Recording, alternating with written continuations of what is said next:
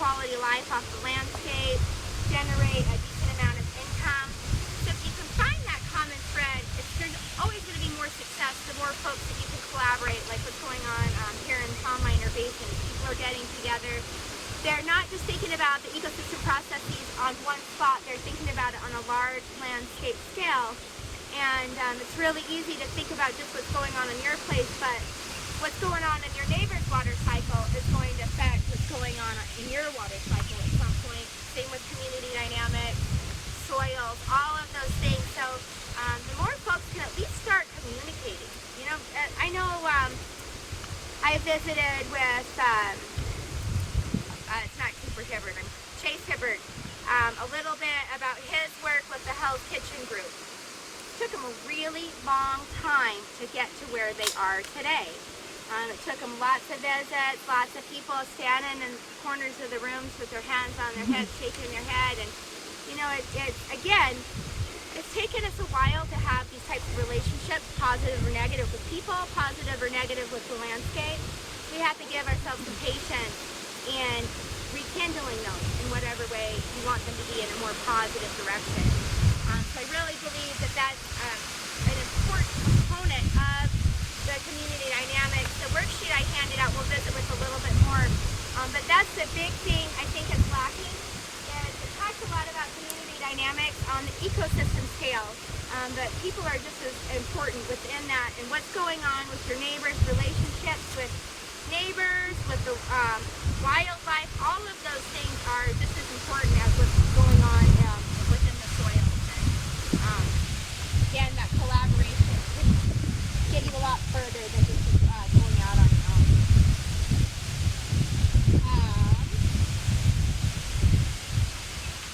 I think that's about all I have in regards to that. Do you guys have any questions at all so far? Yeah, Molly. I was just wondering, I completely understand the, doing multiple years. If for whatever circumstances you were able to get the animals intensively grazed through an area on year one, and for whatever reason they couldn't come back on year two, is there any benefit to mechanically treating the same area, or should you just not even bother? Mechanic, like meaning mowing it? Yeah, you know, I think it would have some benefits. I mean, my feeling is anytime you can prevent an invasive species from going to seed, you're making some progress. Knapweed will go to seed even if it's tall sometimes, but yeah, and get shorter and shorter. Yeah, exactly. But I think it is progress. Okay. It's moving forward. Yeah.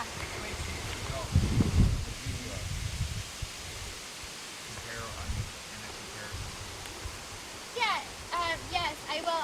I honestly have not worked a lot with sheep personally, but I do know that sheep are kind of in the middle of the road as far as their grazing preferences. So I talked a little bit about cattle prefer to graze grasses first.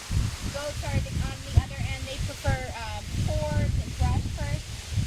Sheep are in the middle, so they'll graze grasses a little bit more than goats will. There tends to be more of selectivity, I think, with sheep, that you can't push them onto certain species as easily as you can with goats. Goats seem to be very resilient in the sense that they can handle getting pushed on a really dense knapweed patch, or we can graze hemlock or larkspur, or a lot of these other species that are noxious or poisonous to other livestock. So goats evolved in these regions in the world that are like arid, there's nothing there, there's very little water. So they seem to be a little bit more hardy and pushing them less need. The other really great thing about goats is they don't really need that much water to drink. You know, they can drink once a day, they're happy, and that gives us a lot of mobility to move up to the high country for the entire day and still, accomplish what the goals are if they're having to make a trip down to water. So do you think you could leave a bunch of goats unattended? They have to. They have to be tended. And this is a really good point, and I see you're from Big Timber. So I was just south of Big Timber a month or so ago, and there's a lot of leafy birds up here. And so I visited with some folks, so it sounds like they put sheep on the spurs at one point. And I don't know if it speaks for all the areas up there, but they tried to do this sheep grazing up there, and they turned them out, and they really didn't have a lot of success. They just turned them out like you would cattle, let them go, and came and actually bought them. So the sheep weren't necessarily putting a ton of pressure on the leafy spurs because they were just doing their own thing. They got to pick and choose. You really have to actively manage. You can't just leave goats to do their own thing. You have to be there and put them exactly where you want them to be. So they're tools. So rather than just thinking of like, oh, I'm fattening this animal up for the summer months, you have to think of it as a tool. Hey, instead of spraying, I'm going to take this tool and place it right here, keep it there until I've accomplished my goal, and then move it on. And so with goats, you know, they do prefer grazing weeds over grasses, but I don't think you'd be nearly as successful if you're turning them out. Additionally, the barbed wire fences don't slow a goat down at all. They don't even blink. They just keep going. They'd be in Canada before you know it. When Laura's herder goes in for lunch, the neighbors start following. Yeah, they are really mobile and they just go. They'll go for a long way. Laura, I have a question. Yes. Is it true that seed can stay viable through the sheep's digestive system? Yeah, so seeds do stay viable, more viable through the sheep system. Goats, their digestive system does break down the protective coating on the seed shell. So it's a very low percentage of viable seeds that pass through their system, although viable seeds can pass. For thistle, it's in like the single-digit percentages, like 5% viable seeds pass through the system. So we try to graze it, the plants, right as they're flowering, right as they're going to seed, but before they're producing a viable seed. So we really try to time it effectively that way. And there's certain plants that you have a little bigger window for than other plants. Leafy spurs takes a long time for the plants for their seeds to set up, and so we kind of can time it according to whatever species we're targeting at that site.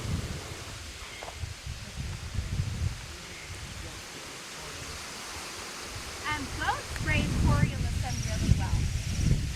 I have not had any big projects personally on Coriolism.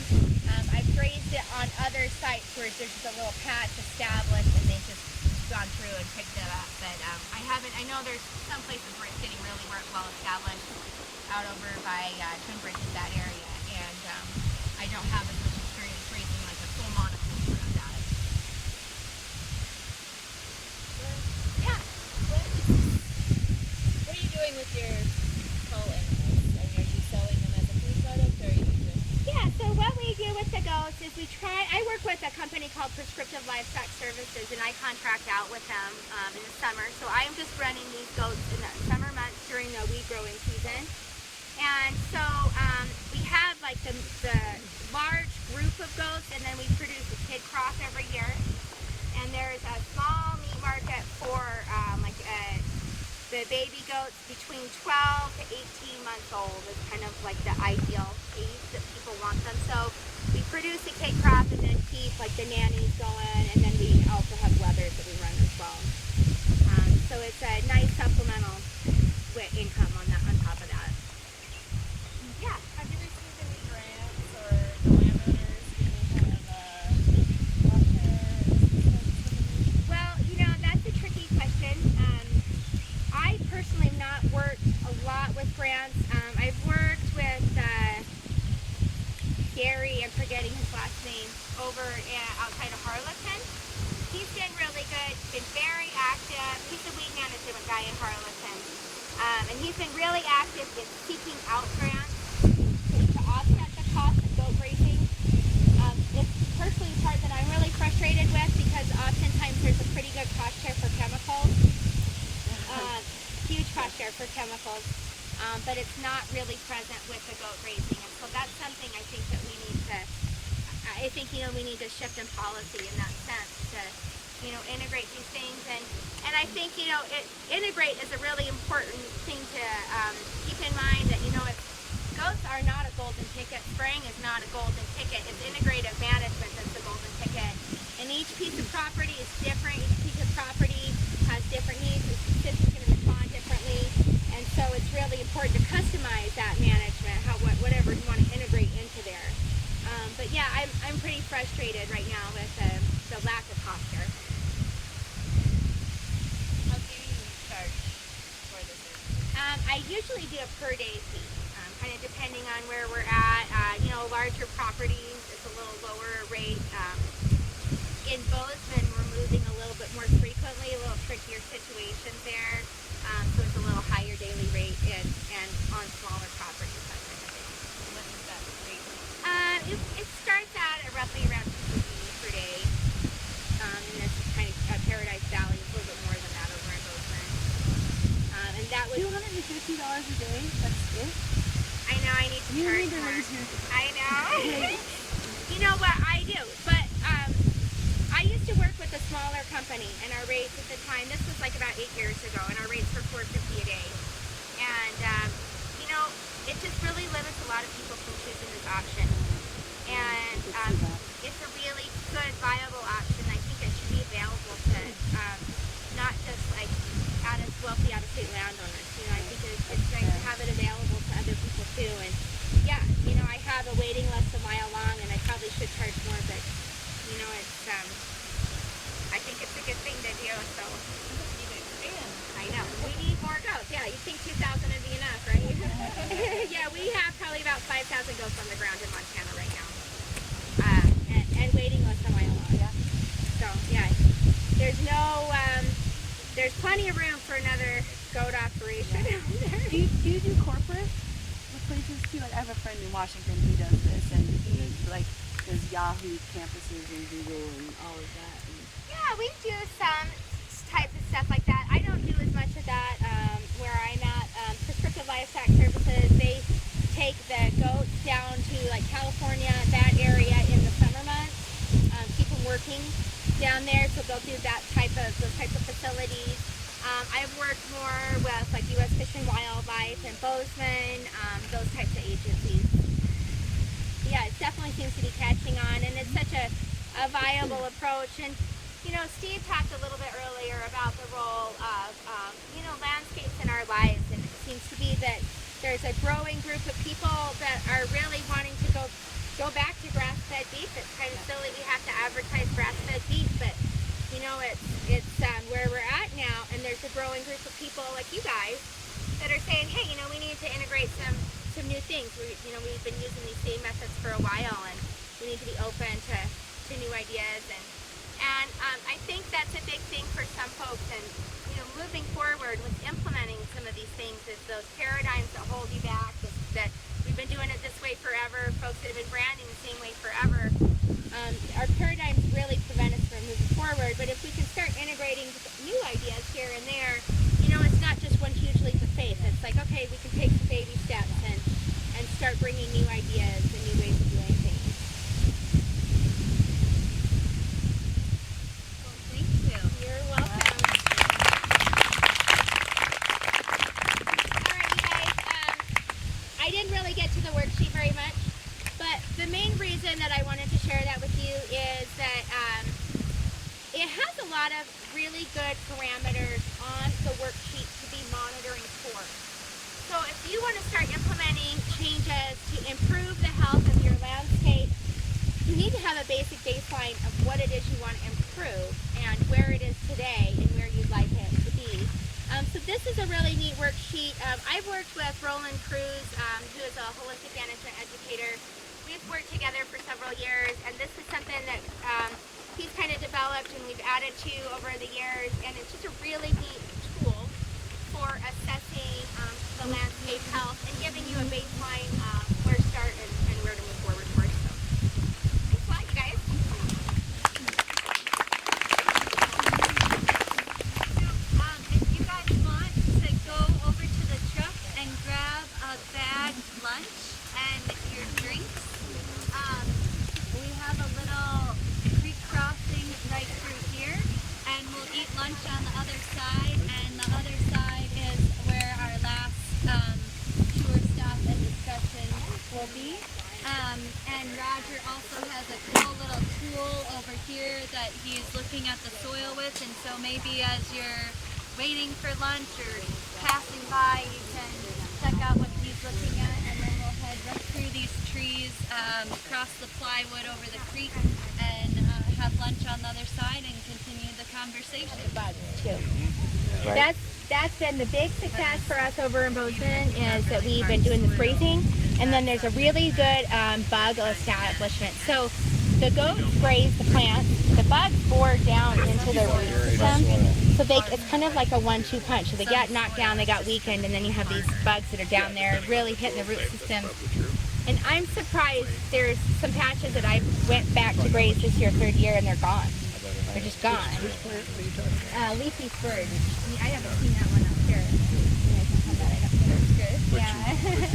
So yeah, it's absolutely a good viable approach, and yeah, I think you could accomplish it with precision, penning them down, that type of thing. What is your monitoring after the 3-year contract, or do you have any involvement with that? I usually try to set landowners up with some monitoring parameters that they can work with or do it themselves. I can do it too, I just have to bill for it. So we kind of look at density, what the weed establishments are. I have a monitoring frame that I can put down. We can permanently mark a GPS or with some other close permanent marker and look and observe that change in density, see what kind of other species are coming in. And so that's really helpful to have some of those permanent monitoring points. And it can be simple as running a transect tape or just one spot, however you want to do it. We just did this training land. Charlie Orchard, yeah. Yeah, that seems like such an approachable monitoring system. Yeah, Charlie has a really good